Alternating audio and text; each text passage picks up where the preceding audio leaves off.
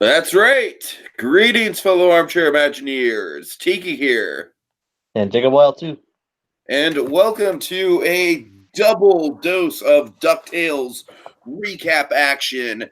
It is the 87-cent solution and the golden spear. We are talking about both these episodes tonight on our DuckTales recaps. Woohoo! And so on. All right, Jacob, how you doing tonight? Thank you. I appreciate you for staying up late to talk about these episodes with me while I got back from seeing Detective Pikachu.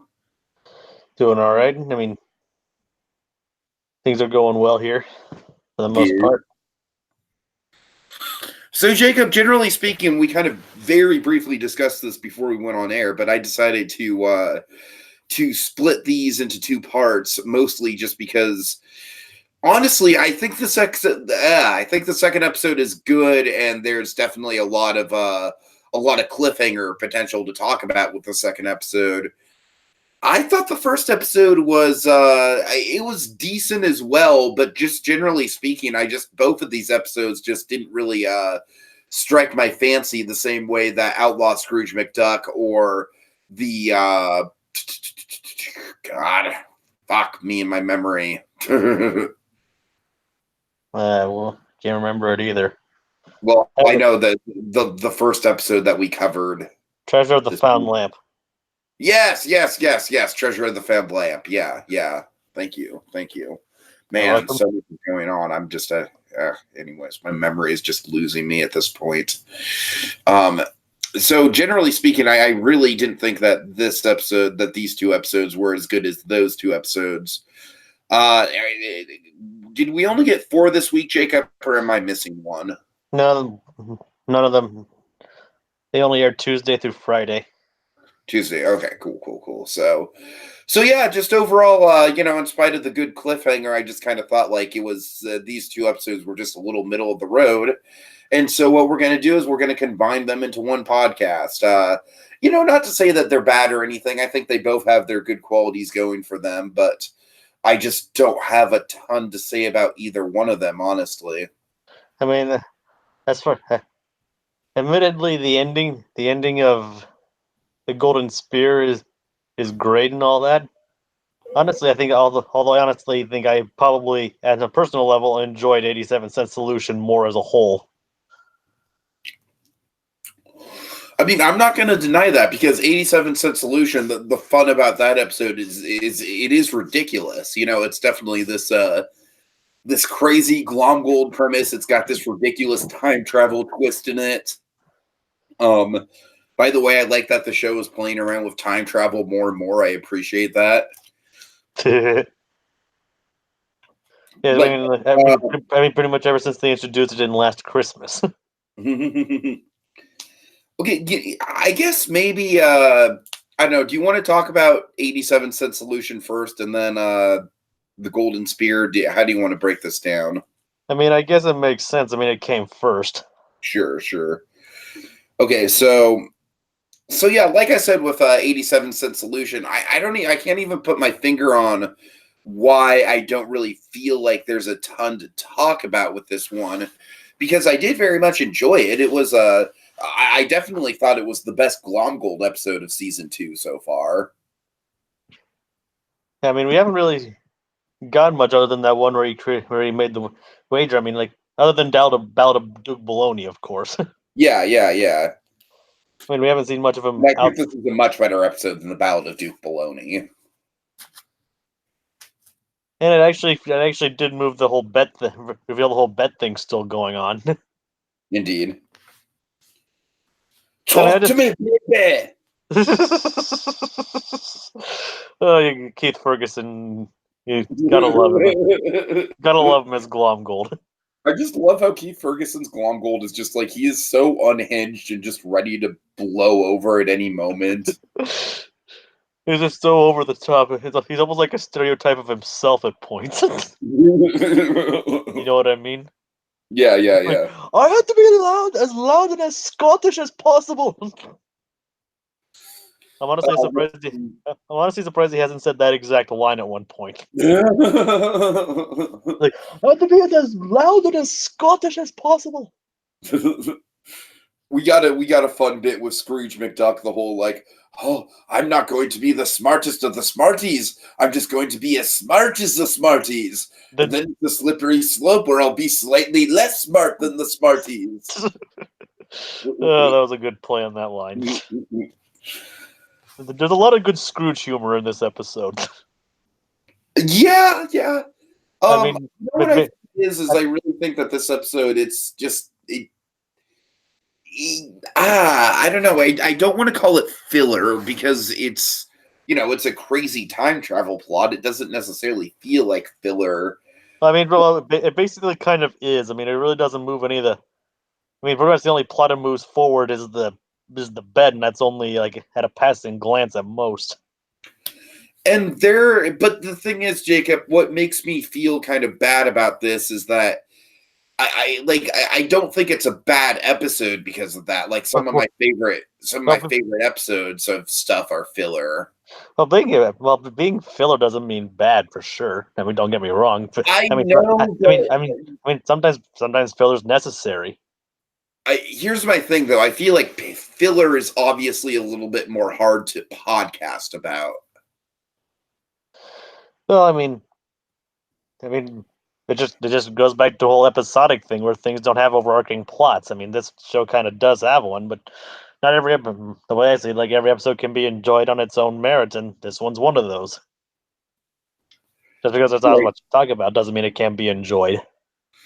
No. I'm not saying that I didn't enjoy it. I'm just saying, like, purely from a podcasting point of view, I'm just kind of left like, well, yeah, it was good. Glomgold was wacky. The time travel stuff was fun. But really, I just there's not much to take away from it. Well, we got to see Donald react to Scrooge's so-called death. Yes, that was great. That was great. It's like, and then it's like he's alive. Tony and Thelmo definitely delivering it there. It's like you forgot to tell Donald he was dead. He wasn't dead. Like he's like, you gotta feel bad for Donald these 2 episodes. He just can't catch a. Oh yeah. He just can't catch a break. No wonder he needs a stress hammock. I mean, no wonder he needs a freaking stress hammock. I mean, look at all the stuff he has to go through. Uh-huh. Oh God, you gotta feel bad for the guy. But I mean, there's not much else to talk about. I mean, I'm surprised Allison's still working for Glomgold after all that stuff he pulled.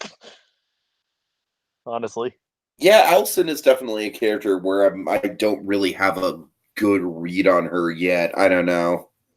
I mean, she's probably just like trying to keep her job and stuff like that, and like show how and actually make Glomgold appear to be competent.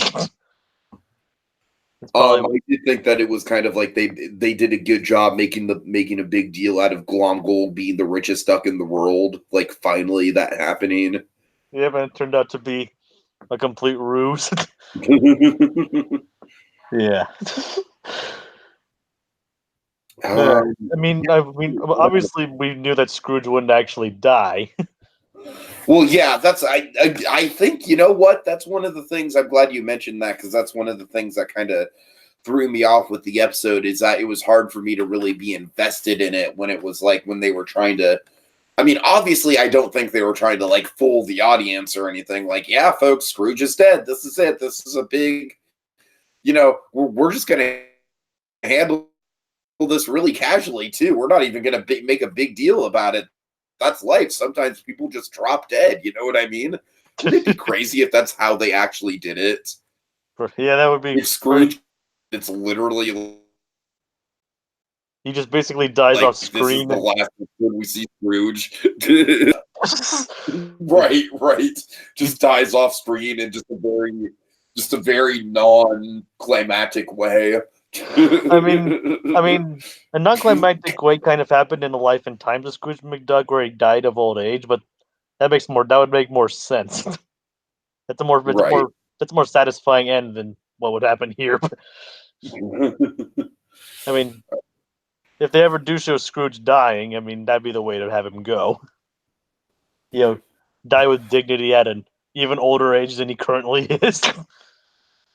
I mean, honestly, if they couldn't keep Stan's memory loss a thing at the end of Gravity Falls, I don't think they're going to kill off Scrooge in this show. Probably not. Well, Spoiler alert for Gravity Falls. I apologize. now that show's been over for years. I don't think anybody cares about spoilers. And I think that you literally need to watch the finale to even get the context of that spoiler anyways, so. True. But I don't think, like I said, considering even there's a third season planned, I doubt they're gonna they'd kill off Scrooge. Right. Unless they pulled out some kind of endgame stuff. Which I would not be opposed to. I mean, I wouldn't either, but they haven't set up for it at all. So, who would be the one triplet to survive the snap? probably Louis. Probably Louis. You know, it's like because Dewey's the adventurous one, Huey's the smart one, and Louis just does nothing. So naturally, he'd be the one to survive. I could picture the survivors being like Louis, Gizmo Duck. You got to have Gizmo Duck in there. Maybe just to get under my skin, Gladstone would be part of the survivors. Dude, what do you think? Of course, Gladstone would be part of the survivors because he's lucky, and obviously that's like in character for him to survive the snap. Naturally. Yeah. Right. By the way, any thoughts on Gizmo Duck this episode? I was honestly just kind of like, yeah, it's Gizmo Duck. I'm not really like stoked every time Gizmo Duck pops up anymore. I thought he was much better handled in the previous The Outlaw Scrooge McDuck. I thought that was a much cooler way to use Gizmo Duck. It's just nice to see him like being a regular here, though. Yeah, you're right about that. It's nice to hear Lin-Manuel Miranda. Like every time he pops up, I'm like, oh yeah, Lin-Manuel Miranda is like a regular cast member on a Disney show now. What times we live in. Yep. Right. Okay, well, so the golden spear. Unless you have anything else to say. No, I mean I don't have much else to say about it. I mean, like I said, I do as a whole, I generally enjoyed this more than Golden Spear. Yeah. Golden Spear is an interesting episode because I feel like both of the storylines would work as standalone episodes. I think that's the main weakness of this episode. Yeah. I mean that's something that this show has suffered from before. I mean, you know me, I love Donald, so every time we get any sort of Donald action at all, I'm happy about it. But honestly, I think the whole thing about Zeus declaring war on Dewey was like a big enough plot that could have easily served a 22-minute story. Exactly. Like as you and I have pointed out, the show's kind of suffered from juggling too many plot lines in a single episode before. Or just at the very least, like it feels like it has to have like equal time to the A story and B story, which can be problematic at certain points. Yeah, I mean, then other than like showing both Donald and Della, the parallels really don't work that well. I mean, if they're like two back-to-back episodes, that would have been a lot better. That's the thing. I really think this should have been two back-to-back episodes. I mean, whatever happened to Della Duck proved that Della can hold her own episode. Exactly.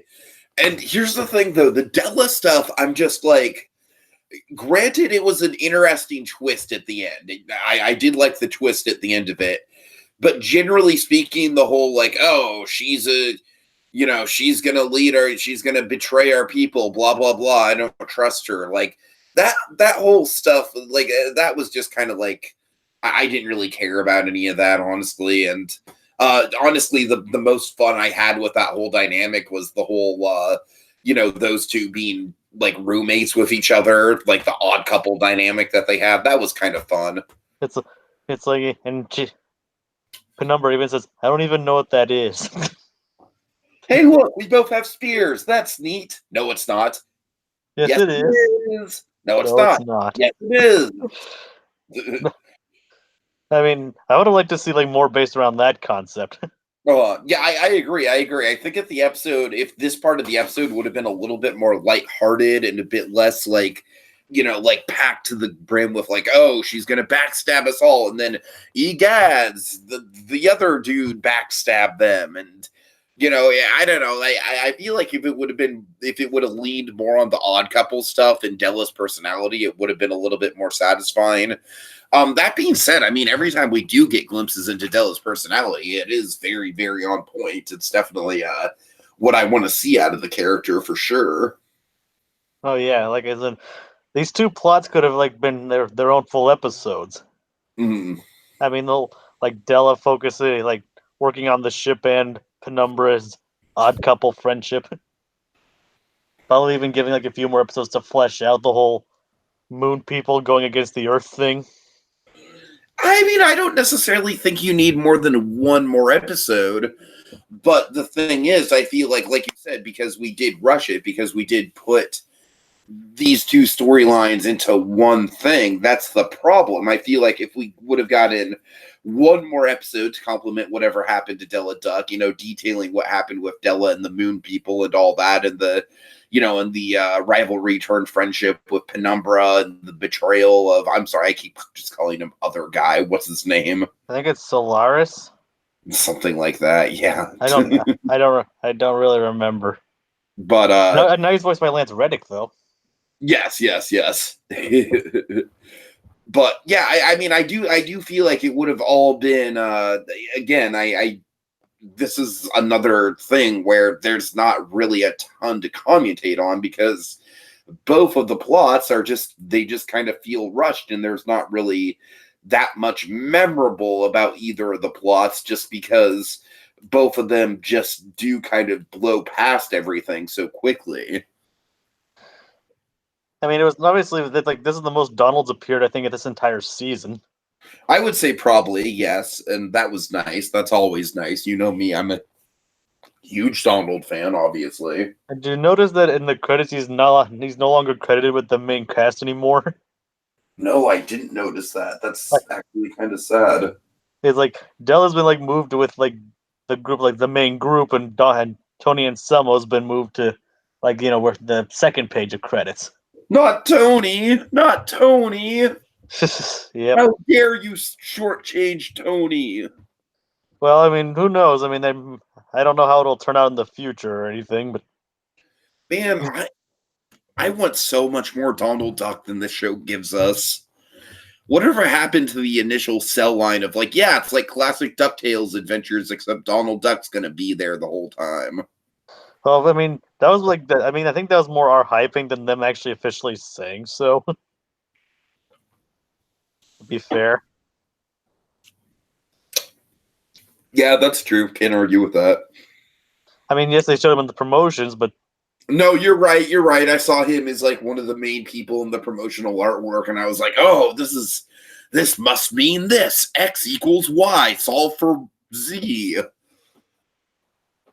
and I guess don't get me wrong, I'm disappointed with the lack of increased lack of Donald as well. But hopefully we get to see some more interactions with him in the future. I mean, this episode is actually you actually made kind of felt like a classic Donald Duck cartoon in a way. They really did. They really did. I'm glad you mentioned that, because the format for this really is classic, like post-war Donald Duck. Donald Duck is trying to relax, and the nephews are keeping him from relaxing. That is a great classic format. You know me, Jacob, like Donald Duck is one of the Disney characters that I very much like. I've studied the career of him in terms of shorts. I'm very much fascinated with his history, and all of that just very much checked out. It was great. It was on point. I felt the comedy was really fun. I felt like the Storkules dynamic with Donald has never been better. Friend Donald. Hard to believe that's the guy who also voices Mickey Mouse in the new shorts. Right. It's like in one ways he's best friends with in both ways he's best friends with Donald, just in vastly different circumstances. If you think about it. The person who's really different in those Mickey Mouse shorts is Goofy. Oh man, it's like Yeah. going back to the roots of a character. You guys still have Bill Farmer though. Hopefully he shows up here sometime. I mean, they did mention Spoonerville, so They did. Spoonerville is definitely a thing. yep. I'm surprised we haven't gotten really any Darkwing Duck references so far in season 2, unless my memory is failing me. I don't think we have. Yeah, I'm kind of surprised because I felt like Darkwing Duck was something they were starting to lean a little bit more heavily on at the end of season 1, especially in the I don't remember the name of the episode, so I'll just call it the cliffhanger episode, the last flight of the Star Chaser, I think it is. The last Crash of the Sun Chaser. Yes. I just don't. We just haven't seen that much of Launchpad this season either. That's the thing. Yeah, Launchpad. I don't know, Jacob. I gotta say, like, this season has some great episodes. It really does. I feel like the first 2 that we got in this run were both really killer episodes. The Treasure of the Found Lamp and the Outlaw Scrooge McDuck both just kind of hit it out of the park. But I don't know. I just maybe I feel like season 1 had better individual. Like, I feel like season 1 distributed the screen time maybe a little bit better. But then again, season 1 also had the problem of, like, it went that weird chunk of episodes without any Scrooge as well. So I don't know. I feel like distribution of screen time with the characters is one of the Achilles heels of the show. They haven't really fine-tuned that yet. Now, to be fair, it's like a big cast. It's a relatively big cast. It is a relatively big cast. You're right. I mean, I'm not saying that's there's no easy answer for that problem. I mean, like I said, I'm not saying that. I'm not. I mean, don't get me wrong. I mean, I'm not saying either of us could do it any better because we're not. Oh God, no. we're not professional writers by any means yet. Yeah. So I mean, you have to give them for what they have done so far. They've definitely done one heck of a job. Although, granted, I would love to take my hand at writing a Darkwing Duck show, man. That'd be a dream job of mine. Just writing a season of a serialized Darkwing Duck show. That would be. God, I could do things with that. If only. You're right. Hopefully we could get Jim Cummings for that. Oh yes. Let's not talk about Jim Cummings right now. It wouldn't be Darkwing Duck without him. Yeah, but let's not talk about Jim Cummings right now. Okay. Anyways, if you haven't heard, Jacob, just Google Jim Cummings. There's not so flattering things coming out about the guy. All right.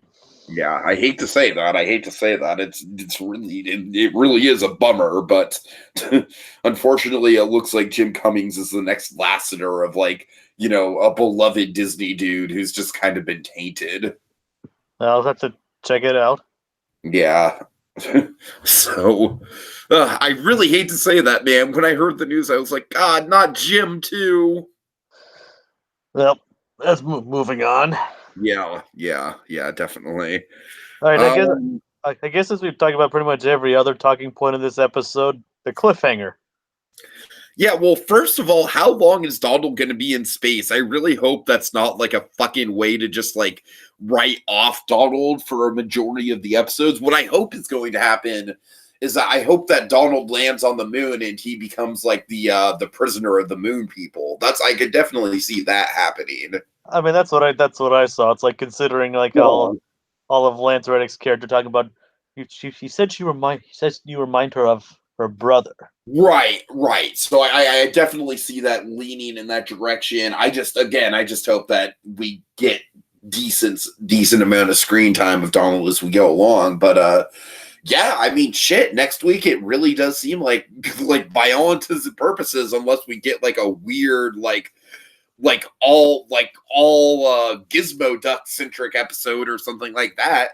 It seems like next week is going to be the big reunion between Della and the rest of the cast for the most part, except for Donald, unfortunately. I hope we do see more of him. Like maybe he'll try. Maybe he's gonna do something on the moon. Yeah, we'll see. I mean, I'm sure they won't leave him. No, he could just crash right back down, right? that's also a possibility. He could get stuck in orbit or something. Yeah. I mean, who knows? I mean, I was kind of hoping it wouldn't happen. You kind of I hoping was that. genuinely kind of hoping that the episode would end with them reunited. I don't I mean, know. Just call me predictable like that. I was hoping that too, but I understand why they didn't. uh, I mean, for the sake of the narrative and all that, they couldn't. yeah. I mean, it's almost hard. It's a heartbreaking. Like he was that close to seeing her again. Yeah. I mean, Donald, like I said, Donald, and this time it comes off as more pathos with like Donald just can't catch a break. right. This is the one time his bad luck makes you not want to laugh at him. Also, can we talk about just Donald Duck going bald and the imagery of that? I feel like I said, feel bad for the guy. That is just like one of the most pathetic things they've done to Donald's character in a good way. I'm not knocking it. It's just genuinely speaking, it is rather pathetic. It's like, don't worry, you're not stress molting. Wow, you are stress molting. Wow, that's a lot of feathers. At least he didn't flare up in temper for majority of the time, though. I mean, like at least he's trying to control his anger here. Mm-hmm. I think, like I said, it still felt like a classic Donald episode, short, but with definitely more pathos. Yeah. I mean, it's just like, don't get me wrong, those classic Donald shorts are always classics. No, nothing can top those for sure. But it's always nice to see like a good combination of the adventurous yet adventurous, angry, but just life's just gotten the better of him here, and it's just finally caught up to him. All right, folks. Well, I think that'll just about do it. I definitely apologize that this one is a little bit on the shorter side and that we had to double down on these. In the future, we're definitely trying to do one podcast for each of the episodes. But honestly, Jacob, I think it worked out because like I said, I really don't think there was a lot of material to span either of these episodes out into its own podcast. So I think this pairing definitely worked to our advantage for the most part. Now, folks, of course, like I said, our general schedule is going to be to try and do each episode of DuckTales the day after it comes out. But our general schedule for Big Hero 6 is going to be that we're going to do each week's worth of episodes the week after they come out in one super podcast. So, for example, Big Hero 6 aired episodes 1 through 5 of season 2 this past week. On Monday of this next week, we're going to be talking about episodes 1 through 5. Then early on the week afterwards, we'll be talking about episodes 6 through 10, and so on and so forth. And so it shall be written, and so said God. I don't know why. I don't know why I always. That's the second time I've inserted I've inserted like the scheduling for these animated shows. Like literally, it's God's will, Jacob. Yeah, it is weird. All right. Okay, guys. Thank you so much for joining us. Have a happy Mother's Day. This is appropriate on the East Coast. It is technically Mother's Day, and Della Duck, of course, a big Disney mom. Honestly, Della Duck is like kind of rising in the ranks of Disney moms. So that's awesome.